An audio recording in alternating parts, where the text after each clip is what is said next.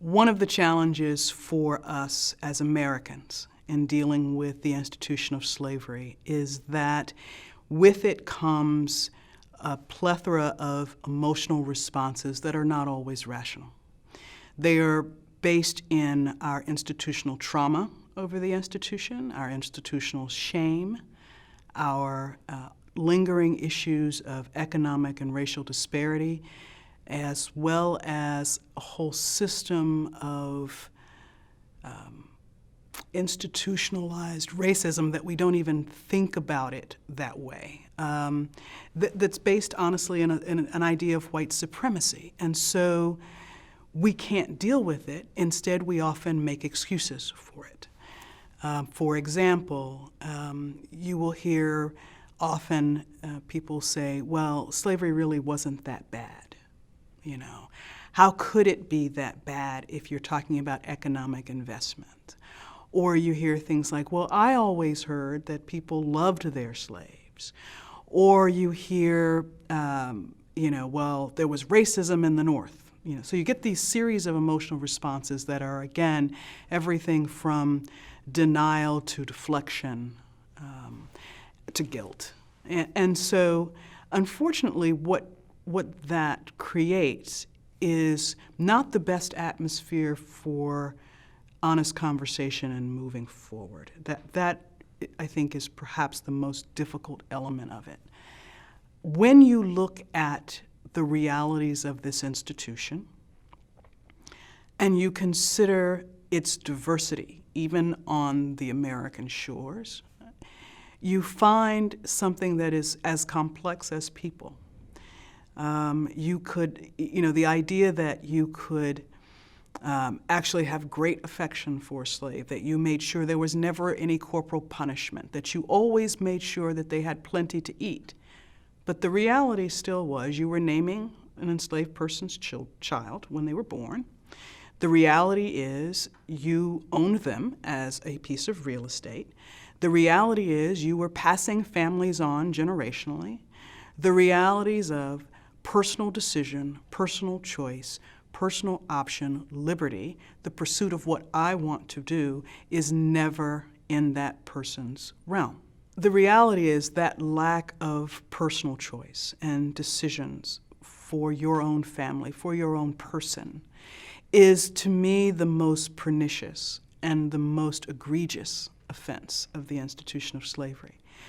There are more than enough examples of the physical trauma that people endured, more than enough for that. But the reality is what it does generationally, I think, was something that was far more difficult. And it becomes a part of cultural memory that impacts both the descendants of the enslaved as well as the descendants of freemen, as well as people who never owned slaves but took advantage of the institution built on a racially slave-based system.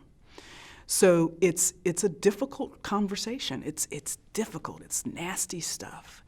But we need to do it.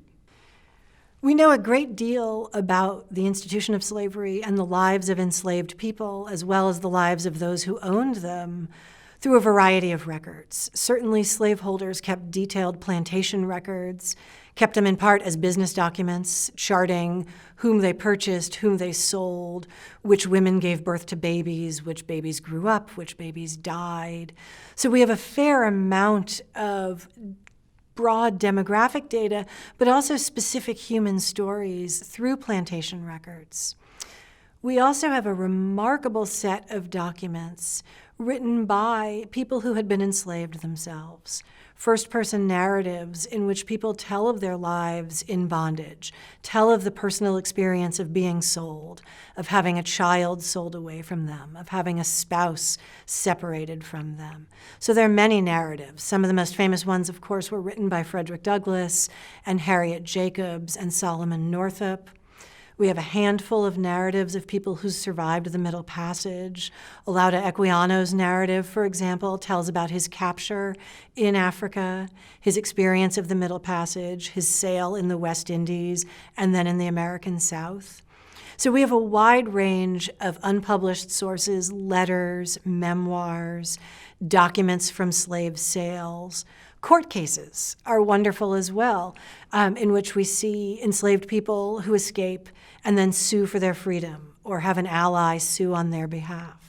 So there are a wide range of sources, some first person, some written in the second and third person. And we can make some broad generalizations about the conditions of life for enslaved people, about the ideas and goals held by slaveholders, and also about enslaved people's ideas and visions for their own lives in the present and also how they imagined the future. Studying slavery can be a challenging and difficult and often very painful experience for people, for teachers and for students, for researchers and for writers.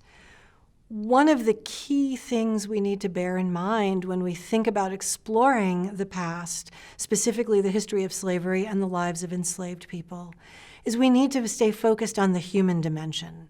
What it meant for people to be treated as slaves, to be worked, to be bought and sold.